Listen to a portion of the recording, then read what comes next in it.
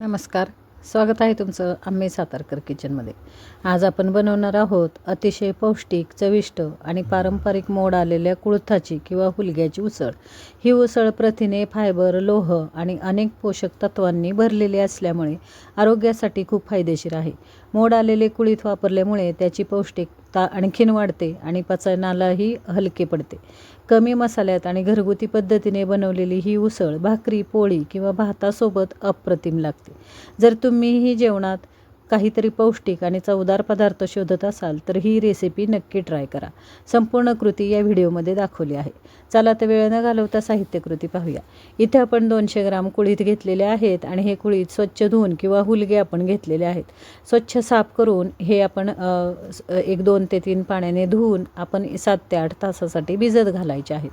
पहा इथं पूर्णपणे पाण्यामध्ये बुडतील असे मी भिजत घातले. 7 ते 8 तास झाले पाणी निथळून. नंतर मग हे कुळीथ किंवा हे हुलगे मी रुमालामध्ये बांधून ठेवले होते. रुमालामध्ये एक रात्रभर बांधून ठेवल्यानंतर त्याला छान असे मोड आलेले आहेत. आणि मोड आलेल्या हुलग्याची किंवा मोड आलेल्या कुळीथाची जेव्हा तुम्ही उसळ बनवाल तर नक्कीच त्याची पौष्टिकता फार वाढते. या हुलग्यांमुळे भरपूर असं लोह, प्रथिने त्याच्यामुळे असल्यामुळे आपल्या हाडाची दुखणी तर कमी होतातच, पण हाडांना बळकटीही मिळते. तर पहा इथं छान असे मोड आलेले कुळीथ आपण किंवा हुलगे आपण घेतलेले आहेत. आता आपण याची उसळ करूया. 1 पळी तेलावरती जिरे, मोहरी, हिंग, हळदीची आपल्याला फोडणी करायची आहे. अगदी पारंपरिक पद्धतीने मी तुम्हाला इथं ही उसळ दाखवत आहे.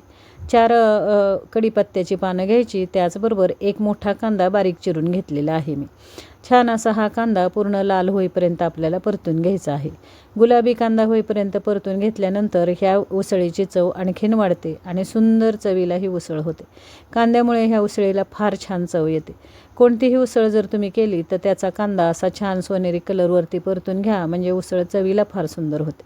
त्याचबरोबर या उसळीची अगदी आपण काय म्हणतो चव आणखीन वाढवण्यासाठी 8 ते 10 लसूण पाकळ्या आणि थोडासा सुक्या खोबरं आणि थोडंसं अर्धा इंच आलं आपण इथं पेस्ट करून घेतलेली आहे. लसूण, खोबरं, आल्याची पेस्ट खमंग परतून घेतल्यानंतर याच्यामध्ये आपल्याला 1 पिकलेला टोमॅटो घ्यायचा आहे. लाल टोमॅटो छान बारीक चिरून घ्या आणि त्याचबरोबर थोडीशी कोथिंबीर घ्या. पूर्णपणे टोमॅटो, कांदा, लसूण, खोबरं, आल्याची पेस्ट आणि हा कढीपत्ता छान परतून घ्यायचा. खमंग असा सुगंध आपल्याला मसाल्याचा यायला लागला की त्याच्यामध्ये कांदा लसूण मसाला 1 चमचा घ्यायचा. कांदा लसूण मसाला घेऊन पुन्हा एकदा 1-2 मिनटासाठी हे पूर्ण सगळं परतून घ्यायचं आहे आपल्याला. त्याचबरोबर 1 चमचा मी इथं गोडा मसाला घेतलेला आहे. गोडा मसाल्यामुळे उसळीची चव आणखीन वाढते. जर तुमच्याकडे गोडा मसाला नसेल तर तुम्ही इथं गरम मसाल्याचा ट्राय करू शकता. आता ही जे आपण मोडाचं हुलगे आहेत किंवा मोडाचे कुळीथ आहेत हे आपण घेऊया आणि छान 1-2 ते 3 मिनटासाठी या कांद्या टोमॅटोमध्ये परतून घेऊया. सुंदर चवीची ही उसळ होते. तुम्ही करून पहा आणि जेवढी चवदार होते तेवढीच पौष्टिकही आहे.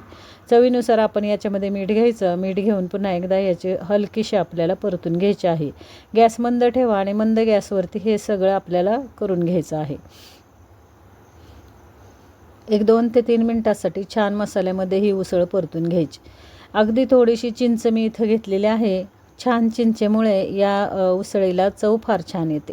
आणि त्याचबरोबर गरम पाणी आपल्याला घ्यायचं आहे. उसळ बुडेल एवढं आपण इथं गरम पाणी घेतलेलं आहे आणि आता खदखदून आपल्याला उकळी काढायची आहे. गरम पाण्यामध्ये जेव्हा आपण ही उसळ शिजवतो पटकनच्या 3 ते 4 शिट्यामध्ये शिजते. त्याच्यामुळे उसळ शिजवताना कुकरमध्ये जर तुम्ही उसळ करणार असाल तर नक्की गरम पाण्याचा वापर करा. छान असं हे सगळं आता एकत्र करून झालं आहे आपलं. आता खदखदून 1 उकळी काढूया आणि कुकरचं झाकण लावूया.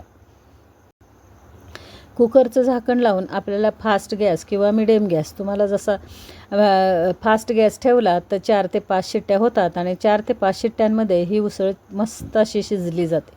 पाहू शकत असाल छान अशी ही उसळ आपली तयार झाली आहे. मी तुम्हाला दाखवते. हुलगे शिजायला किंवा कुळीथ शिजायला बराच वेळ लागतो, पण अशा पद्धतीने जर तुम्ही उसळ केली तर अगदी 4 शिट्ट्यांमध्ये अगदी एकदम मऊ लुसलुशीत अशी एकदम गाळ ही उसळ शिजते. आणि अशा पद्धतीने पौष्टिक अशी मोड आलेल्या हुलग्याची किंवा मोड आलेल्या कुळीथाची उसळ आपली तयार झाली आहे. आणि हा पदार्थ नक्की करून पहा, खाऊन पहा. रेसिपी जर तुम्हाला आवडली असेल तर चॅनल लाईक, शेअर, सबस्क्राईब करायला विसरू नका. शाळेचा डब्बा आता सुरू झाला आहे किंवा ऑफिसच्या टिफिनसाठी, शाळेच्या डब्यासाठी नक्कीच तुम्ही ही रेसिपी ट्राय करू शकता. पौष्टिक तर आहेच, पण मुलांनाही खाण्यासाठी छान आहे. तर अशा पद्धतीने करून पहा. धन्यवाद मंडळी.